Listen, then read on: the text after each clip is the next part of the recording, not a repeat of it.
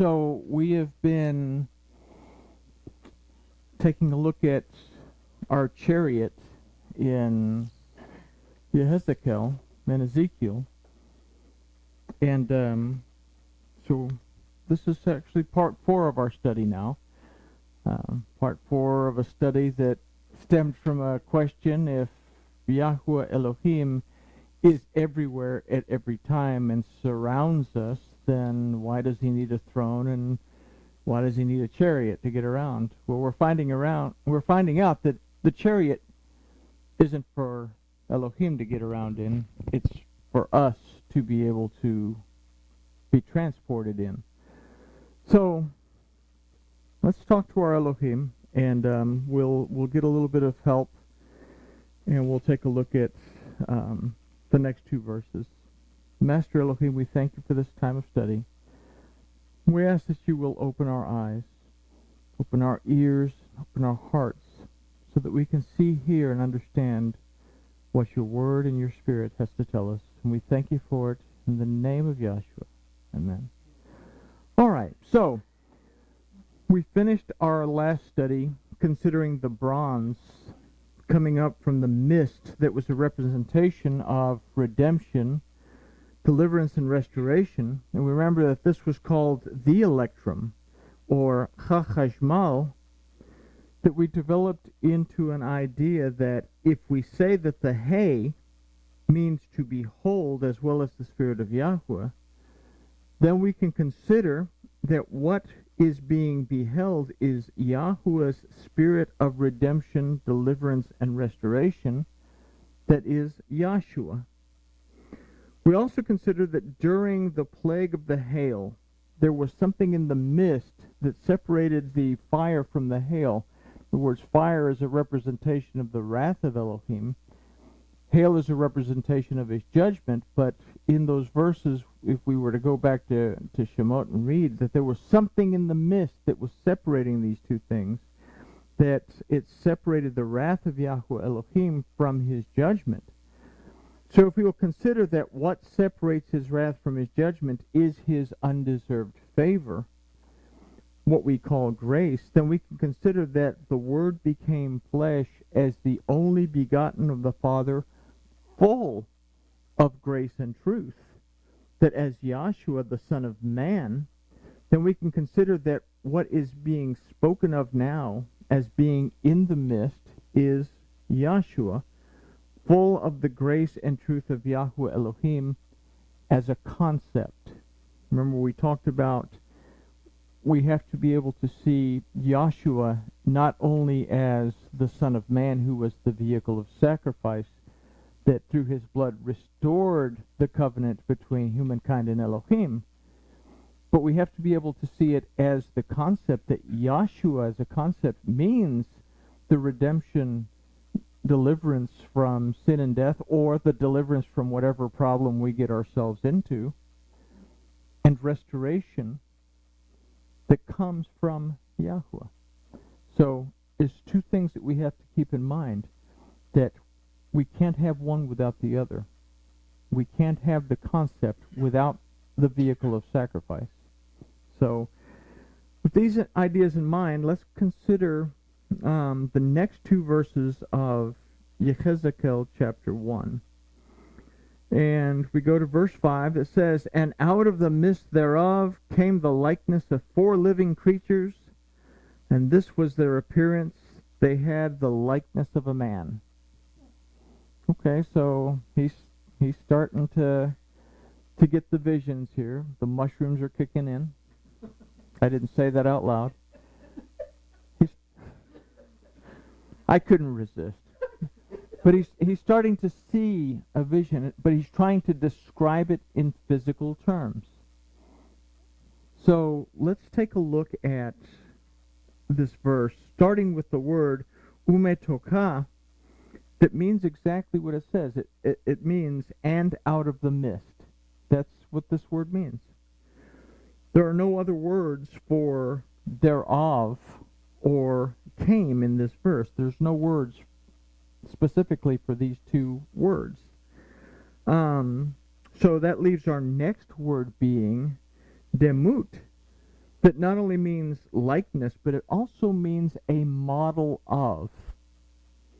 So this is an interesting concept, considering the Proto-Hebrew of this is literally simply dam, that means a doorway to the water, but it also means a doorway to the blood. Specifically is what this means. And this would make sense because the root of demut is also dam, that means both blood and can mean water. All right? So with this in mind, and recalling our ideas from our last study, we could start to formulate an idea that what came out of the mist was a model of the doorway to the blood and the water that brings redemption, deliverance from sin and death, and restoration, while separating the wrath and the judgment of Yahweh Elohim, bringing forth undeserved favor from the mist. Okay?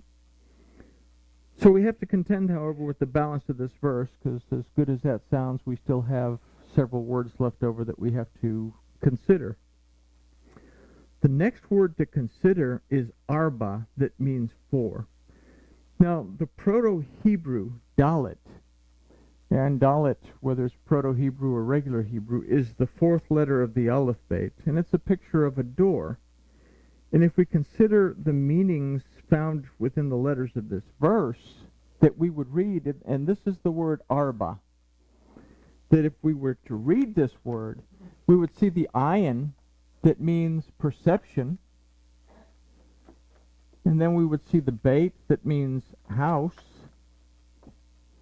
We'd see the resh, that means authority. Kind of makes that weird sound.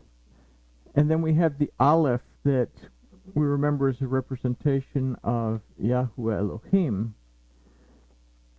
So what do we see in this particular word for four? Arba literally means the number four.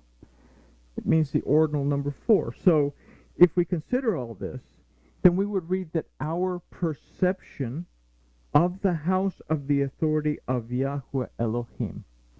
Now, we take a look at John 1:14 that says, "And the Word was made flesh."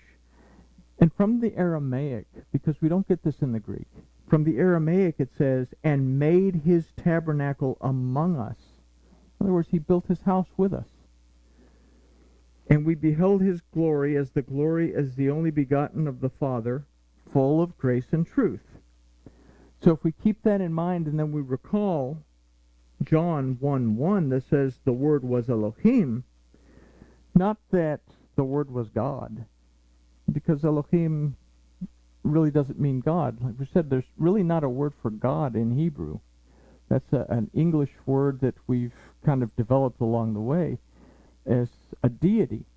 The idea of a deity from a Hebraic perspective is not something that's really understood.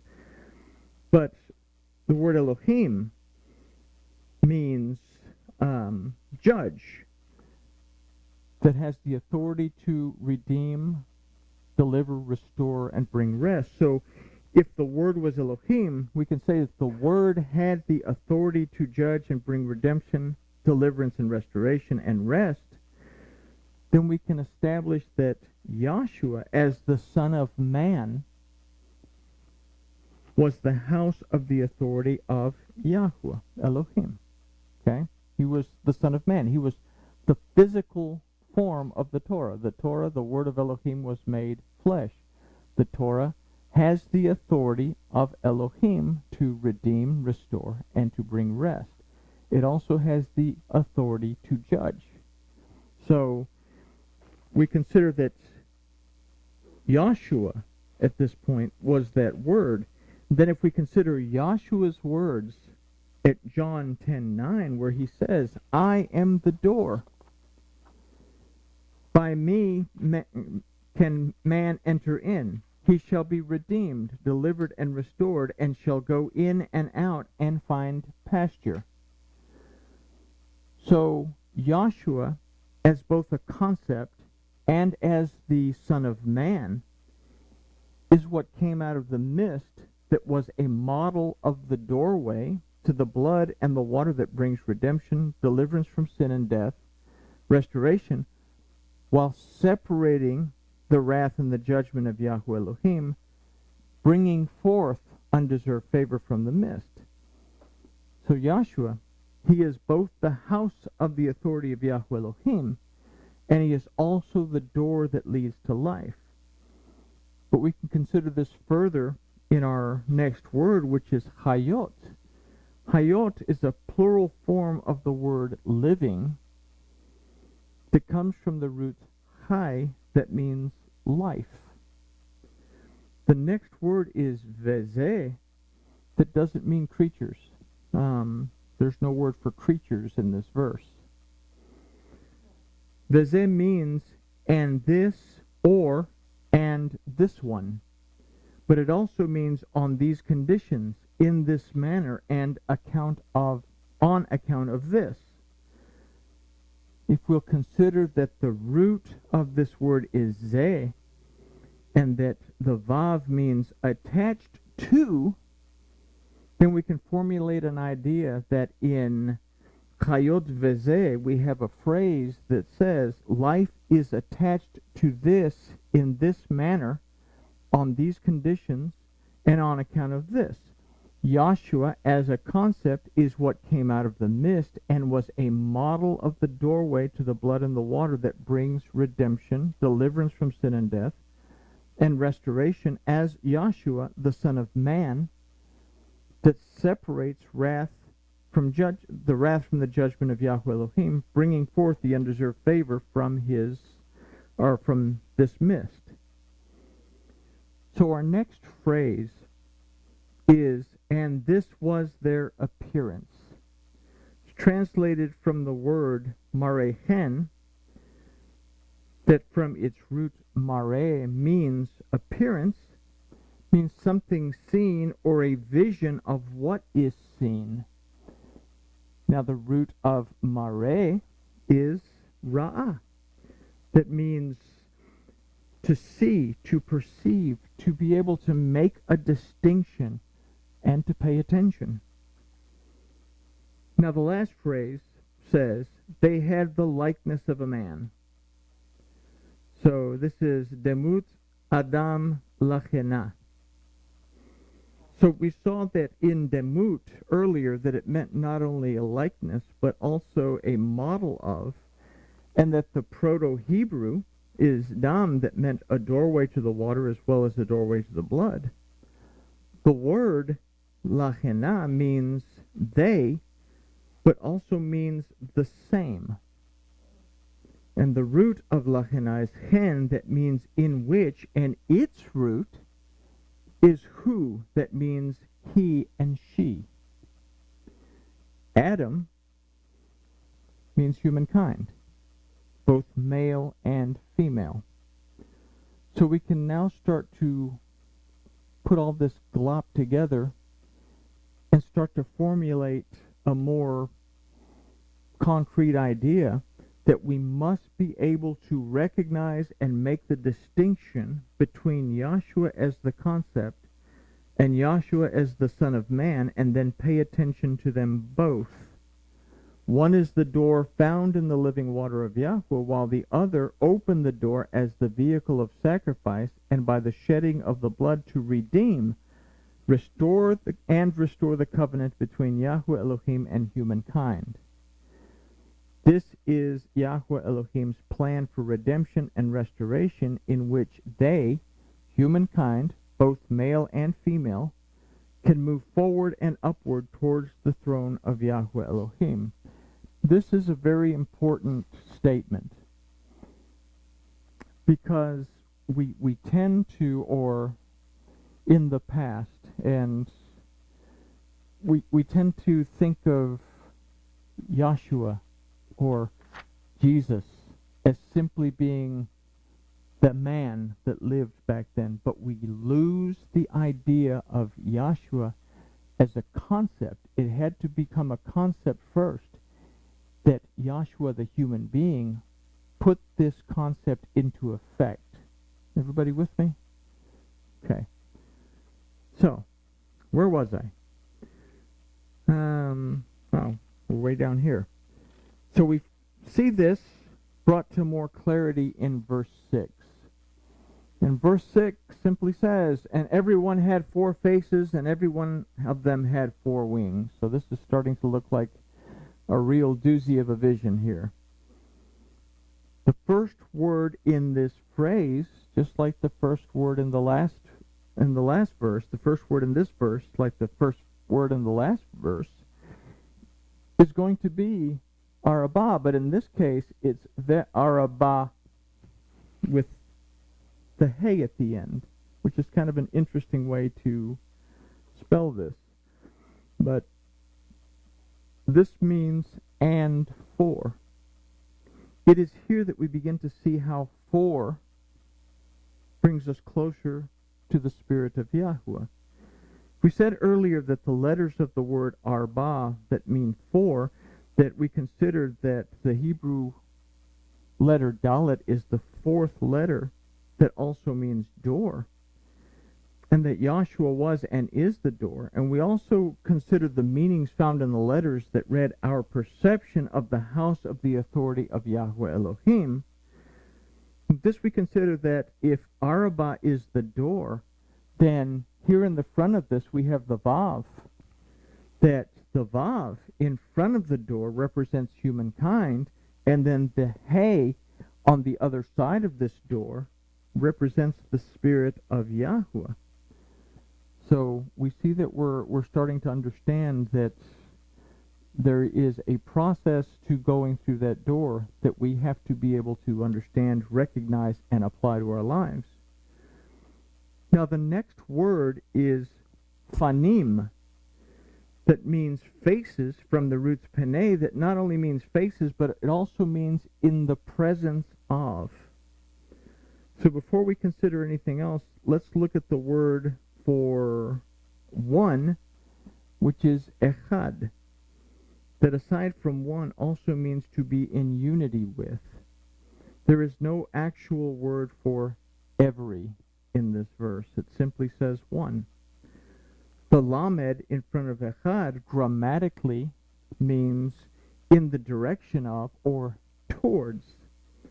An idea that states if araba is the door, the vav in front of the door represents humankind, and the hey on the other side of the door is the Spirit of Yahuwah.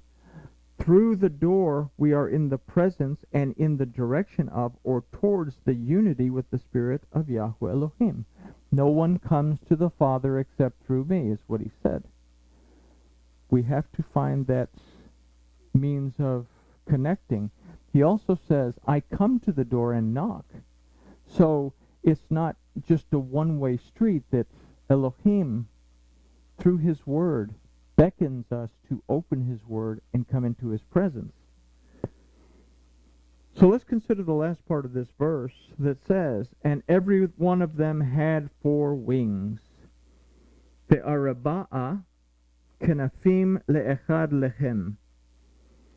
So we can construct the following from Verach Harba as when humankind comes to the door. If we take a look at this word, what this word has done is it's knocked off this. So we have, again, the vav is a representation of humankind in the door. So when humankind comes to the door, when we come to the door, when humankind comes to the door, oh, there it is. Okay. Give me just, there it is. The word for wings is kenafim. And the first time we see the letter kaf as the root of a word in Torah is in this word that's found in Bereshit. It's kind of a, not exactly kenafim, it's just kanaf, but it's the same word that means wings. So, if we consider wings, the kaf represents blessing, both potential and actual. The zitzit that we wear on our garment are also called the wings. And the Zitzit is what represents the Torah of Yahweh, that is also called Yahshua. The Torah is also called Yahshua. So, the Torah, the Zitzit, pulling it together, we understand that this is a reminder of us to keep the commandments of Elohim. So we find that in his wings, but we also find restoration in the wings, because we remember the woman with the issue of blood reached out towards the hem of his garment, but literally it says she reached out to his Zitzit, because she understood that by the word she could be restored. And if we understand losing blood, that she's losing the life source, that in order to find the life source, she has to reach towards the source of life, which is the word of Elohim. So, if we take all this and we put it together, we can come up with an idea. I think I got ahead of myself. Okay, there it is. If we combine the ideas that we have considered from these two verses, we could construct the following statement. We must be able to recognize and make the distinction between Yahshua as the concept and Yahshua as the Son of Man, and then pay attention to them both. One is the door found in the living water of Yahweh, while the other opened the door as the vehicle of sacrifice, and by shedding of the blood to redeem and restore the covenant between Yahweh Elohim and humankind. This is something that we have to understand. We use the word New Testament, and we have this idea that it's some kind of a new message that's given, but in reality, everything that happens in Torah, the prophets, the writings, the Bezorah, and the epistles, onto Revelation, is one goal. It's to reestablish the relationship that Elohim had with Adam in the garden. That's the only goal, and the only covenant is that we have that relationship based on the fact that we are to eat from the tree of life and not eat from the tree of the knowledge of good and evil, to keep the word of Elohim and not rely on our own interpretation of it. So, we go back to our idea here. This is Yahweh Elohim's plan for redemption and the restoration in which they, humankind, both male and female, can move forward and upward towards the throne of Yahweh Elohim. Life is attached to this in this manner, on these conditions, and on account of this. Yahshua as a concept, and is what came out of the mist, was a model of the doorway to the blood and the water that brings redemption, deliverance from sin and death, and whatever problems we manage to get ourselves into, and restoration as Yahshua. This was a model of Yahshua, the Son of Man, that separated the wrath and the judgment of Yahweh Elohim by the shedding of his blood as the vehicle of sacrifice, bringing forth undeserved favor from this mist. So if Arba is the door, the Vav in front of the door represents humankind, and the Hay at the other side of the door is the Spirit of Yahweh. Through the door, we are in the presence and in the direction of or towards unity with the Spirit of Yahweh Elohim. When humankind comes to the door of the Torah, the Yahshua of Elohim, they move in the direction of or towards unity with the blessings of the Spirit of Yahweh. So we have two verses that when we read them, if we were to read them literally the way the Hebrew is telling us, would read really, really different from the way they're put to us in English. But if we take the words, the letters, and we understand that they mean more than one thing, that we can find a deeper, more significant meaning in our life than simply a vision that Ezekiel is having that's going to turn into a chariot within the next few verses that take us to the throne of Elohim, that literally he says it takes us to the throne of Elohim. So we have to take these stories and find out how we apply them. And what we're learning here is that we have Yahshua because of Yahshua. Everybody with me? Okay. All right. And grooviness has been achieved.